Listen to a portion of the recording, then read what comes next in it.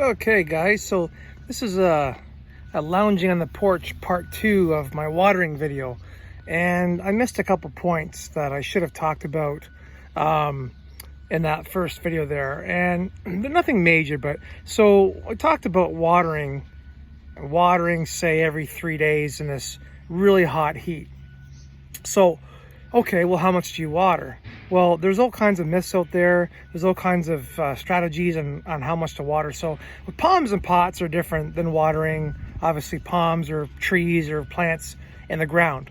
So what you want to do is you want to water your palms so that you completely saturate the pot, like fill it right up with water, like soak it really good, like especially in this heat, and let the water drain out the bottom and give it a good soak and a good flush. So I know they talk about, you know, if you have a 15-gallon palm, then you want to give it 15 gallons of water, meaning a 15-gallon pot, you want to give it that much volume of water so that you saturate everything and flush it.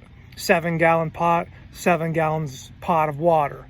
And that's typically what I do, is completely fill the whole pot up and keep going with it until it completely flushes everything, drains it out, drains the old salts of the fertilizer out, brings in the new, flushes out insects, all kinds of crap, and gets rid of all the pockets of air, because sometimes you'll see when you water a palm that you'll have air bubbles, and those air bubbles is a sign that she's pretty dry and there's water flowing. And sometimes water can flow through channels in the dirt, and you don't want the water to just flow in one little spot in the pot or a couple of like channels. You want it to fill the whole pot. So keep the whole pot soaked. Let the water completely soak through, drain it out really well, and that's a good watering, especially in this heat. So one thing I wanted to mention was, if you guys haven't been to the Caribbean or any resorts down south, they water their palms every day, and they water them every morning or sometimes in the evenings, and they have irrigation systems just like we have here for our grass, and they always go. And what they're doing is they're not giving 15 gallons of water for a 15-gallon palm or 30 gallons of water for a 30-gallon palm. What they're doing is that in the heat, they have constant heat every day, all day, what they are doing is keeping the soil always moist, not wet, but moist, so the palm never dries out. Most of the palms can be drought tolerant, but drought tolerant still, you have to have moist soil. I've lost a couple palms because they went completely dry, and you don't want to go completely dry. You want to keep them at least just slightly moist so the roots don't dry out. So the resorts in the Caribbean, I've seen in Jamaica, Cuba, Dominican Republic, water a little bit every day. But that's hard to do we don't have sprinklers. Oh, I mean, unless you have irrigation, sure, that's great. But when you're pouring water in the pot, that's a whole different story. So that's kind of what I wanted to touch base on. I missed it in the first video, that when you are watering your palm, soak the living crap out of it, soak it really good, have it drain everywhere, and then you're good for a couple days. And, you know, put your finger down in the soil, check for moisture, see how it's doing. You'll notice it's pretty hot. But that's what you want to do. But sometimes, see, the difference between palms and pots and palms in the soil is that palms in the soil, the roots grow, they grow down and out looking for water.